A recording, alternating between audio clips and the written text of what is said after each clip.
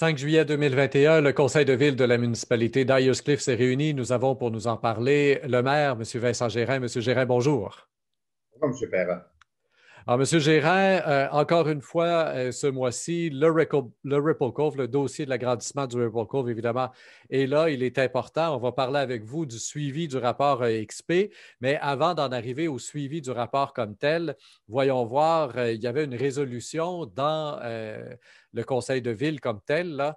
Et dans ce qui a été proposé par le Ripple Cove, il y a certains critères qui ne sont pas respectés. Et donc là, on a un refus officiel de la part du conseil de ville avec des recommandations qui sont faites aux promoteurs. Oui, bien, en effet. Là, puis, vous savez, le refus, en fait, c'est le dossier est d'abord présenté au CCU, Comité consultatif en urbanisme. Et puis, le conseil doit entériner ou non la décision du CCU. Comme vous savez, généralement, le conseil entérine les décisions du CCU, mais pas toujours.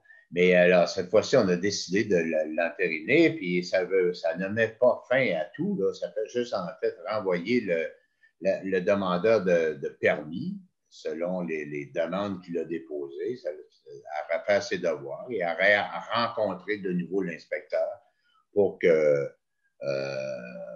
pour que ça rencontre certains critères qui ne semblent pas concorder avec la vision du conseil. Parce que, évidemment, le CCU représente habituellement la vision du conseil et puis représente d'ailleurs un point de vue beaucoup plus technique qu'une simple vision aléatoire ou des désirs du conseil.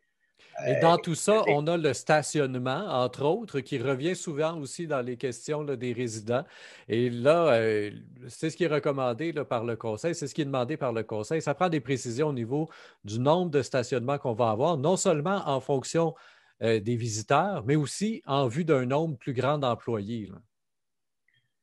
Ben, ouais, c'est ça. Et puis, en fait, parce que la demande du conseil, en fait, c'est que le dépôt de la demande de permis qui a été soumise au CCU, parce qu'on est dans le cadre d'un PIA, plan d'intégration structurelle, comme de partout dans le conseil, dans la municipalité, pardon.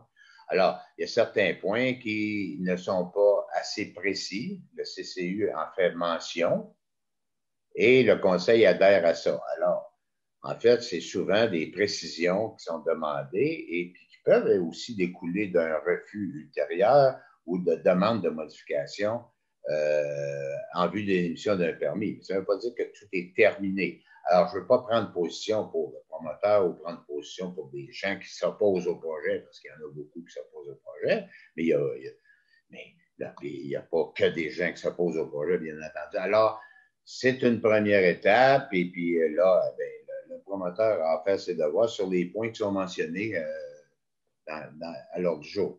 C'est ça. Et les points en question, donc, comme je venais de l'introduire, il y a le stationnement, il y a aussi la gestion des déchets et il y a une histoire là, de conformité, comme on avait parlé la dernière fois, conformité au niveau du nombre d'étages et de ce qu'on voit une fois qu'on est sur l'eau aussi, hein, de la visibilité du bâtiment. Ben, c'est ça. Et puis, pas rien que ce qu'on voit sur l'eau. Ce qu'on voit, par exemple, si on est debout face à la bâtisse à l'arrière et si on est debout face à la bâtisse à l'avant. Bon, le nombre d'étages. Quel est le nombre d'étages qu'on le voit? Et puis le conseil aussi s'est réuni. Aujourd'hui, on est le 14 juillet. Le conseil s'est justement réuni hier à cet égard-là, encore une fois, pour prendre une position plus claire sur le nombre d'étages. Et puis, je ne dirais pas où on en est à cet égard-là, parce qu'il y a encore des réflexions à faire. On a une réunion qui consiste à ça, sur évaluer aussi la position, éclaircir dans l'idée des membres du conseil la position du conseil justement face à ces éléments-là, pour s'assurer que le message qu'on donne à la population, tant aux promoteurs qu'aux gens qui soient pour ou contre le projet, alors à l'ensemble de la population, que le message qu'on donne soit clair. On n'est pas une position pas suffisamment précise face à ces enjeux-là. On avait eu le mois dernier là, le dépôt du rapport EXP. Où est-ce qu'on en est rendu? Quelle a été la réaction justement du côté de Ripple Cove? Ben, la réaction était correcte. Puis si vous vous souvenez, M. Perra, dans le rapport de XP, on parlait de 3 éléments. Et ces 3 éléments-là étaient, par exemple, la marge arrière versus une marge latérale. Que XP avait une position contraire à notre firme d'urbanisme, et nous, on a finalement dit, ben, on adhère à ce que notre firme d'urbanisme disait auparavant. Donc, et puis, vous savez, c'est des éléments d'interprétation. Certaines firmes vont interpréter d'une façon, là, une autre firme va l'interpréter d'une autre.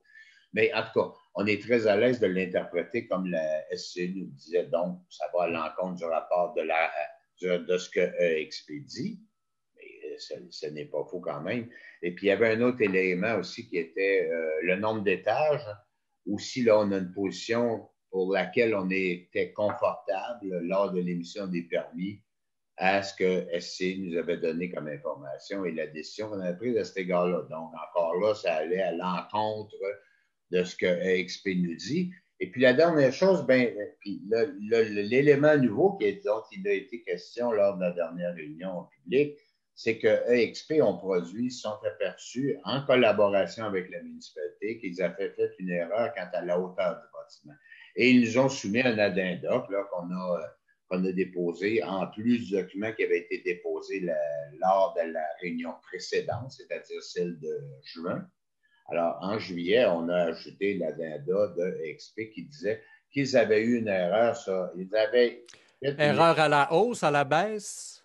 ils avaient fait une estimation erronée quant à la hauteur du bâtiment et que donc, il n'était pas dérogatoire. Alors que lors de la première analyse, ils estimaient, parce qu'il y avait une analyse de différents plans qui avaient pu avoir porté la firme à confusion, certains plans fournis par la municipalité avaient pu porter à confusion.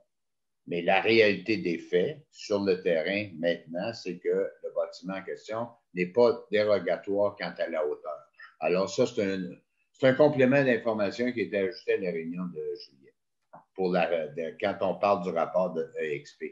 Mais tout ça pour dire que probablement, pas probablement, très certainement lors de la prochaine réunion, je m'étais peut-être engagé à le faire pour la réunion de juillet, mais en tout cas, là, je m'engage à le faire pour la réunion de août, c'est qu'il va y avoir une position finale à cet égard-là sur le rapport de XP de la municipalité, c'est-à-dire expliquant par une lettre, peut-être par une résolution, je ne sais pas, là, il faudra voir techniquement ce que ça prend, mais expliquant la position de la municipalité telle qu'elle a été expliquée lors de notre dernière entrevue et en partie celle-ci. Pour conclure là, sur cette portion d'entrevue, à l'heure actuelle, est-ce que l'auberge Ripple Cove, est-ce que les promoteurs ont des choses qui sont en branle, qui doivent être mises sur la glace à cause de la position du conseil, du refus du conseil, ou si, dans le fond, tout est sur la glace, il n'y a rien qui avait été commencé, puis donc, c'est juste le statu quo là, pour l'instant. Ben là, pour l'instant, la phase pour laquelle ils ont eu des permis est en voie d'être terminée. C'est ça. L'autre phase pour laquelle ils ont déposé des demandes et qui a été analysée par le CCU avant la réunion du conseil dont on parle aujourd'hui, ben, il y a des éléments là-dedans qui doivent être qui demandent des précisions à tout le moins. Et donc, toute la phase 2, pour l'instant, est gelée. On poursuit les travaux sur la phase 1, mais évidemment, pour la phase 2, là, ils se doivent d'attendre. Il n'y a pas des petites portions qu'ils peuvent commencer à faire ou quoi que ce soit. Là. Ben non, mais dans la phase 1, il y a peut-être des portions qui étaient attribuées à la phase 2, là, mais qui étaient autorisées, évidemment. Préparation de terrain ou chose. OK. Ça, là, ça se planifie un peu en overlap, là, si je peux utiliser l'expression. Mais cependant, les permis qui sont demandés pour la phase 2 n'ont pas été émis pour l'instant. Voilà qui met fin à ce premier bloc d'entrevue avec le suivi du conseil de ville d'Ayerscliff. Nous aurons 2 autres blocs d'entrevue pour le mois de juillet, un dans lequel on parle entre autres du projet sur la rue Scott. Je vous invite à faire circuler cette entrevue sur Facebook, Twitter et autres réseaux sociaux. Au microphone, Rémi Perra.